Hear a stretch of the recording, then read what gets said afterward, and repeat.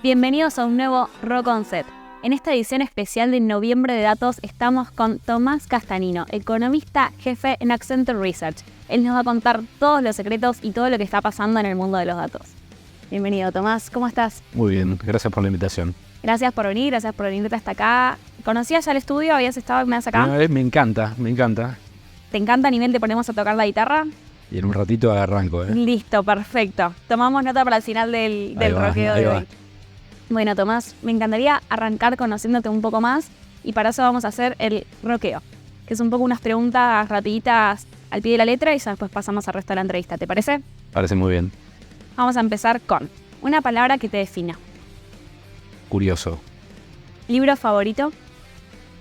Libro favorito. Ficciones. ¿Una? Las ruedas circulares. ¿Hincha de? ¿Película o serie favorita? Me gustó mucho Breaking Bad. ¿Un consejo que te dieron y darías? Que me dieron y daría. Bueno, podría ser larguísima esta respuesta. Invertí en tus afectos. Ok. ¿Tu lugar en el mundo? Con mi familia. ¿Y un sueño por cumplir? El próximo. La verdad que sí, que no se acaben los sueños, que siempre esté en continua evolución. Perfecto. Bueno, pasaste el primer rockeo. Felicitaciones. El primer rockeo adentro. Bueno, me gustaría arrancar y un poco destacando el recorrido laboral que tenés. Sos súper joven y tenés una trayectoria bastante llamativa. Incluso hablábamos un poco fuera de cámara de los estudios que realizaste y cómo te fuiste volviendo cada vez más experto. Pero a la vez diste un salto en todo lo que era economía y después te pasaste más al mundo de la ciencia de datos. ¿Cómo fue que se dio eso? ¿Por qué? Qué buena pregunta. Creo que se dio muy, muy naturalmente, la verdad. Siempre tuve esa curiosidad de poder aplicar todo mi conocimiento a algo más concreto, más real, más de impacto inmediato. Más que pueda llegar a una audiencia amplia, así te doy un background de mi familia. Mi familia son muchos arquitectos, ¿no? Entonces vos le preguntás, ¿qué haces? Y te muestran una casa, te muestran un departamento, te muestran un plano, algo que hicieron. Y vos que haces, sos economista, y que haces modelos y datos. Y le decís, mamá, trabajo con números. Ah, sos contador. No. Claro, no es por ahí. No es por ahí, no, soy economista. Entonces, siempre tuve esa cosa de tratar de hacer algo concreto. Y de hecho, me acuerdo siempre de una anécdota.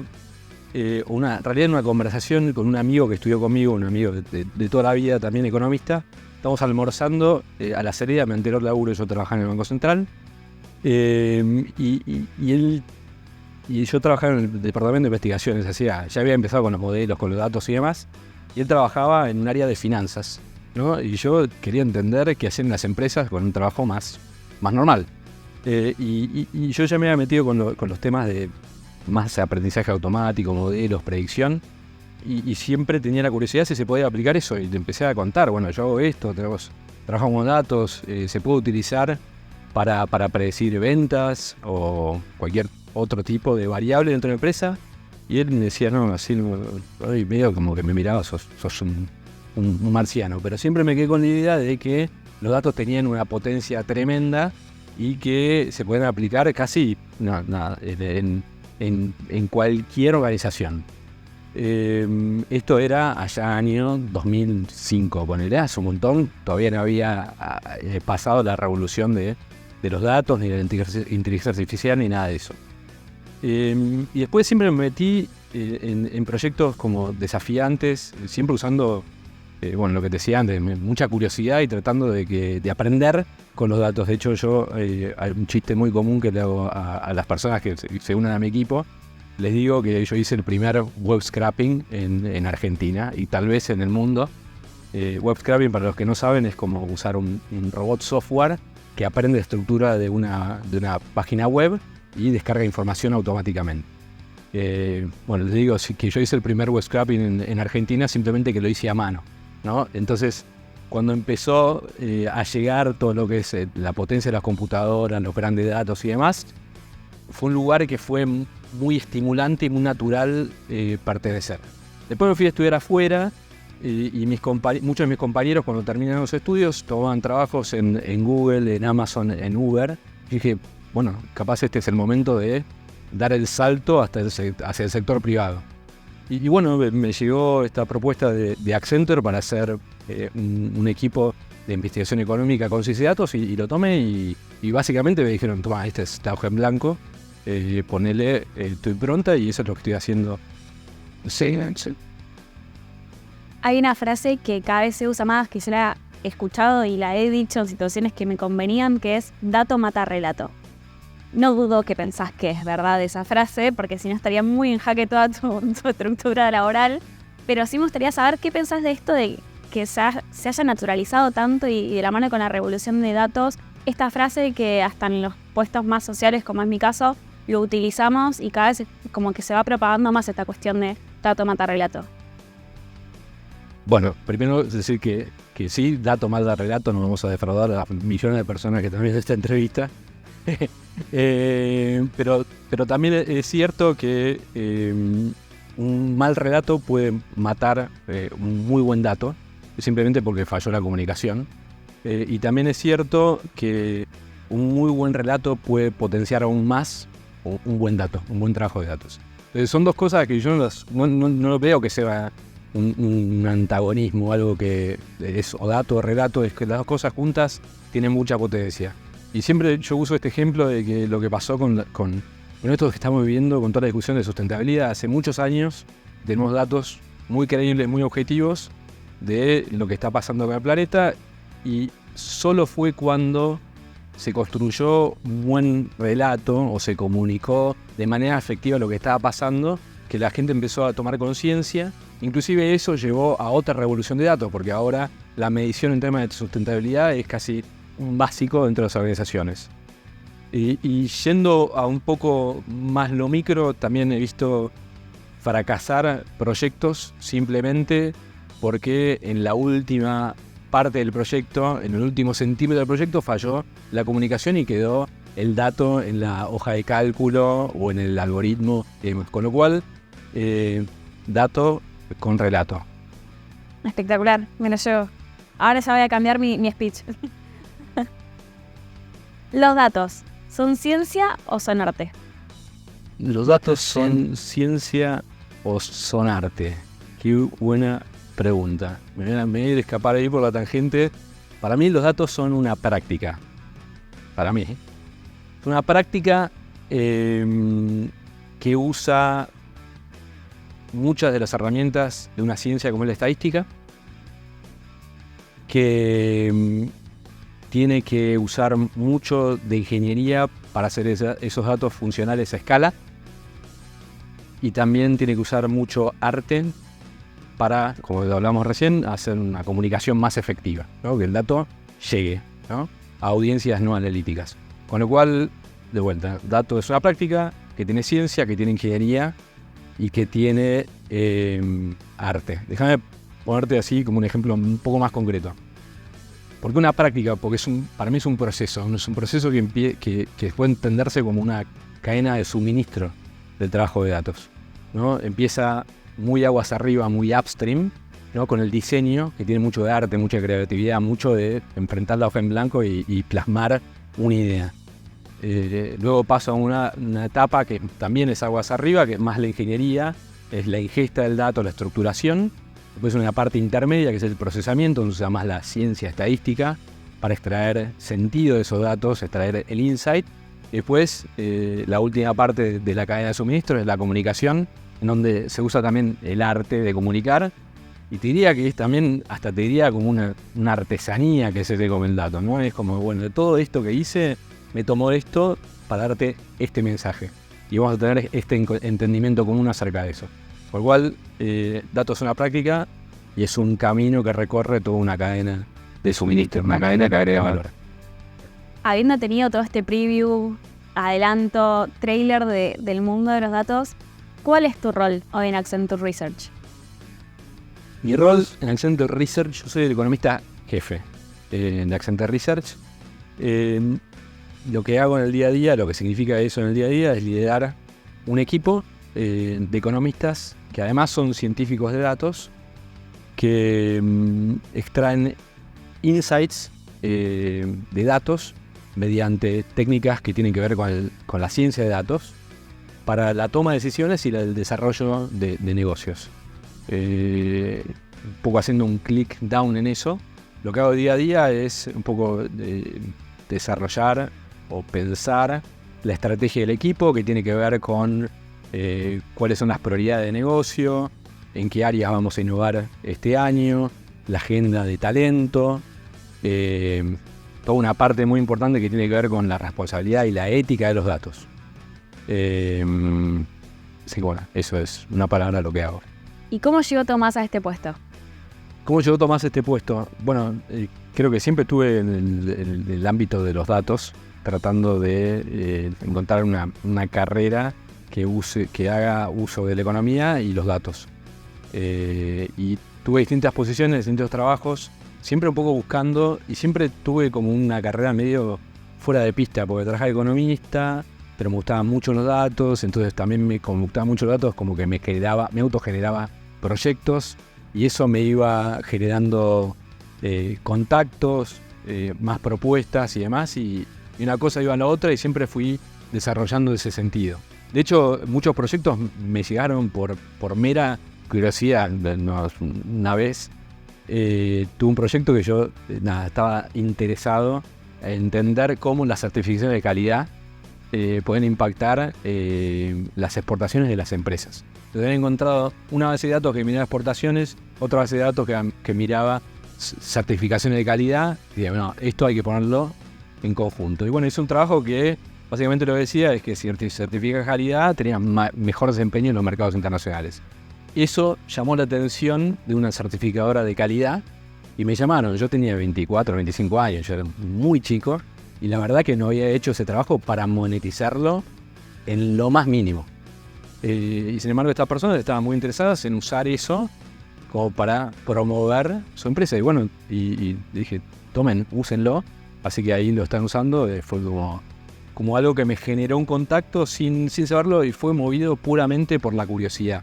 Después, bueno, eso también me llevó a estudiar afuera, también tratando de hacer algo más, llevándome un poco más allá, tratando de hacer un poco mi camino fuera de la pista, siempre buscando la intersección de las cosas. Y ahí también, bueno, como les decía antes, conocí gente muy capaz, conocí gente de distintos países del mundo, ya generando una mentalidad más global. Vi que la gente tenía alternativas de carrera muy distintas de las que podías conseguir en Argentina, en Buenos Aires, saltando desde el public policy al sector privado, en empresas tecnológicas, y siendo economistas, pero también trabajando para estas grandes tecnológicas. Y tal vez eso me empujó a salir del trabajo economista más tradicional del mercado de finanzas y mirar la macroeconomía y demás. Y bueno, en Accenture Research empecé solo. Yo era como un one-man team. Y bueno, y ahora es un equipo de casi 30 profesionales que cubren las distintas etapas del suministro, de la cadena de suministro de datos, ¿no? Tenemos los data scientists más ingenieros que hacen la estructuración, la gente más del medio que hacen insight discovery, que en general son economistas con muchas herramientas de datos, la gente que hace más de comunicación con data visualization, todos trabajando en conjunto y bueno, respondiendo preguntas. Y obviamente eso llevó un proceso. Primero empecé en mi área de confort, más usando métodos estadísticos, pero el equipo fue creciendo y fue ampliando, siempre usando distintos proyectos como una forma de innovar on the job, ¿no? Como que cada trabajo, cada proyecto fue una oportunidad para que el equipo, no solamente yo, el equipo incorporara una habilidad adicional. Cada vez más organizaciones están insertando el equipo de datos como un must en la nómina. ¿Qué consejo le daría después de esta enorme experiencia de armarlo de cero a una organización que está armando también el equipo de data de cero? ¿Con qué desafíos se van a encontrar? Como un poco de esa experiencia también para... Es muy buena pregunta. Yo puedo hablar desde mi experiencia, que va a ser muy distinta a la experiencia que tiene alguien hoy. Digo por qué, porque cuando yo arranqué en Accenture, que fue hace 10 años, todo lo que era Data Science estaba recién recién arrancando. Entonces, uno de mis principales desafíos fue cómo tender puentes que me permitieran a mí operar y desarrollar el equipo. Y básicamente son 2 puentes. El primer puente es desde afuera de la organización hacia adentro. Es cómo articular una propuesta de valor para gente que tradicionalmente o naturalmente no elegiría una empresa de consultoría y tecnología para trabajar. Entonces, ¿cómo vos le explicas a esa persona que tiene una oportunidad dentro de esta organización que no es hacer lo que tradicionalmente hizo el sector de IT, ¿no? Entonces eso implica un poco poner realmente the skin in the game, ¿no? Como dejar ahí el pellejo y explicar con ejemplos muy concretos y también con el ejemplo tuyo propio de por qué crees que eso es una avenida de desarrollo para perfiles no tradicionales. Y tratar de alinear las pasiones de esas personas con oportunidades de trabajo que tienen que ser continuamente engaging, ¿no? Como para que el equipo en algún momento empiece a tomar vida propia más allá del persona que llegó primero, ¿no? Que se convierta realmente en un equipo que todo el mundo sienta que es dueño de ese equipo y que puede desarrollarlo, ¿no? Y que realmente se haga dueño de su carrera. Entonces ese fue el primer puente. El segundo puente fue construir un lenguaje común con personas que no necesariamente están en el mundo de los datos ni son analíticas. Entonces, como para que puedan entender la propuesta de valor de ese equipo.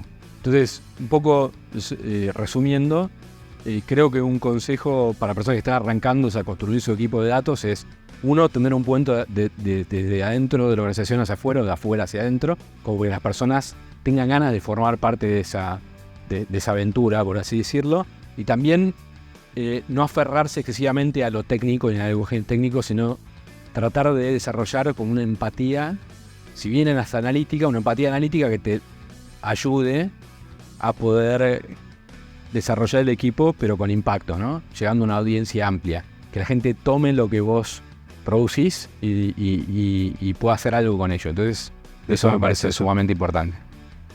Perfecto. Durante todo el año viene siendo un tema en agenda ChatGPT. Yo vengo acá a tirar una pregunta que está en posteos de LinkedIn, en Twitter, en las charlas de los laburos. ¿Nos van a reemplazar las máquinas? Absolutamente no. Así que respiramos. No, por lo siguiente, creo que las máquinas, ni los algoritmos, ni la tecnología en general, no reemplazan trabajos. En todo caso, lo que hace es transformar tareas. Transforma tareas o bien automatizándolas o aumentando las capacidades de esa persona que desarrolla la tarea. Eso, un poco, ese sería el primer punto que yo haría.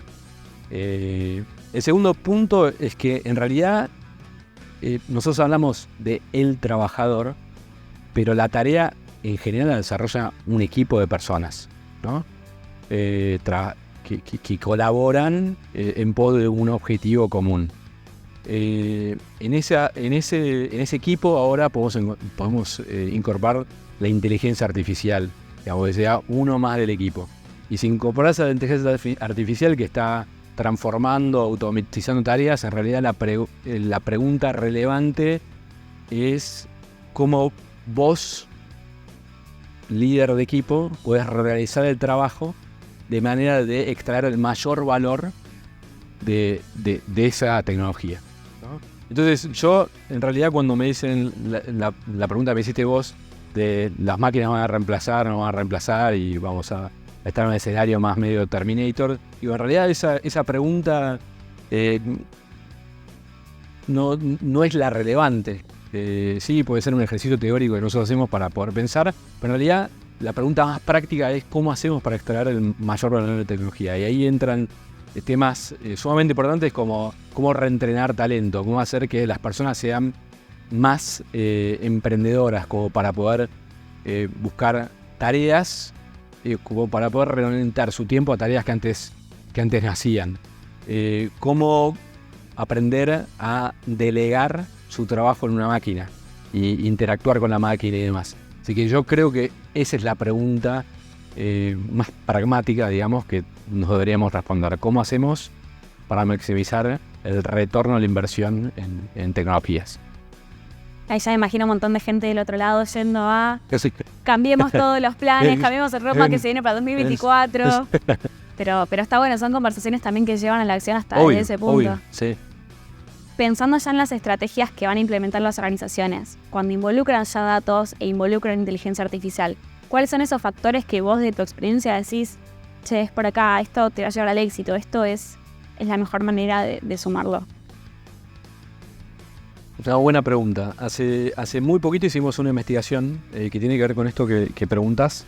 Una investigación muy grande. Le preguntamos a cerca de 1.600 líderes de empresas sobre su estrategia de desarrollo de datos e inteligencia artificial. Y tratamos de hacer el resumen de todo lo que aprendimos en el concepto de madurez en la implementación de inteligencia artificial. AI Maturity. Y esa madurez de inteligencia artificial en la organización la resumimos en dos tipos de capacidades.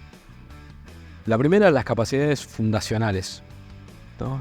Que es lo básico que tenés que tener para empezar a hablar de incorporar inteligencia artificial y datos en tu organización.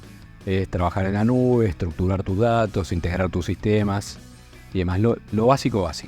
Después, las capacidades más de diferenciación, ¿no? Que tienen que ver con cosas que hacen que los datos y la inteligencia artificial permeen en las distintas áreas de la organización. Cómo hacer que la inteligencia artificial sea útil para tu estrategia de recursos humanos, para tu estrategia de finanzas, para tu estrategia de ventas y demás. Son capacidades un poco más estratégicas que involucran un líder que esté al tanto de lo que hace, para qué sirve la inteligencia artificial. Tienen que ver con capacidades acerca de vincular los técnicos con las personas que tienen más experiencia de negocios. Son cosas que hacen que la inteligencia artificial o los datos tengan valor para la organización. Y lo que aprendimos una vez que miramos eso, le preguntamos a estos líderes, ¿cuál de estas cosas? Primero, las dos cosas son importantes, pero ¿cuál de estas dos cosas es la más importante? Y los líderes tienden a recaer más en el segundo tipo de capacidades que el primero. El primero es importante, pero en realidad lo que te genera la ventaja comparativa son los intangibles que pones alrededor de las capacidades básicas. Es llevar los datos y la inteligencia artificial al frontline, ¿no? A que te desarrolle como negocio, que te dé una ventaja comparativa y demás. Espectacular. No quiero cerrar sin hacer esta pregunta porque estamos recontra en el mundo de los datos y de lo duro y dato con relato. Pero ¿cuáles son las habilidades o las competencias, ya metiéndonos un poco más en la conducta y en la personalidad de los individuos, que son también importantes a la hora de implementar este tipo de estrategias? Las habilidades que son importantes, absolutamente todas. Creo que los datos, la inteligencia artificial es algo interdisciplinario, ¿no? Y de hecho, cuando nosotros le preguntamos a los líderes esta misma pregunta, ¿no?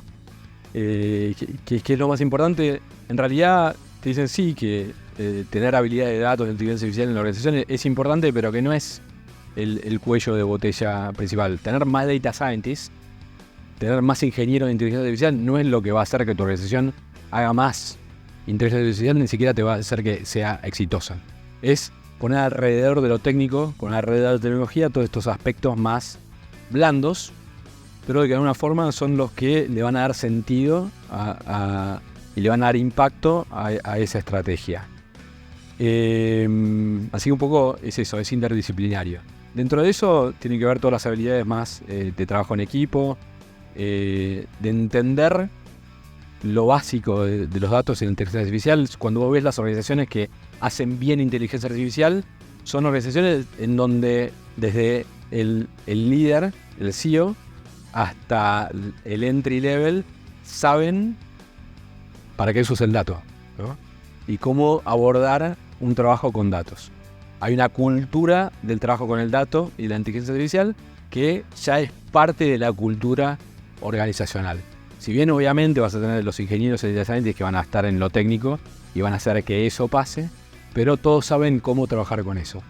Y después también porque hoy, después de varios años de que la inteligencia artificial esté entre nosotros, digamos, damos cuenta que el desarrollo ético, ¿no? Responsable de la inteligencia artificial también es un problema interdisciplinario y que tiene que ser ético y responsable por diseño. Entonces, cuando vos ya aprendiste eso, ya te das cuenta de que responsables de ética, personas más abogados, gente de comunicación, todos esos tienen que estar pensando en conjunto y trabajando en conjunto para que esa estrategia sea una estrategia ganadora, por así decirlo. Después, por último, para una persona en particular, esto para la organización, ¿no? ¿Qué habilidades? Para una persona en particular, creo que yo lo resumiría en habilidades reactivas y habilidades más proactivas.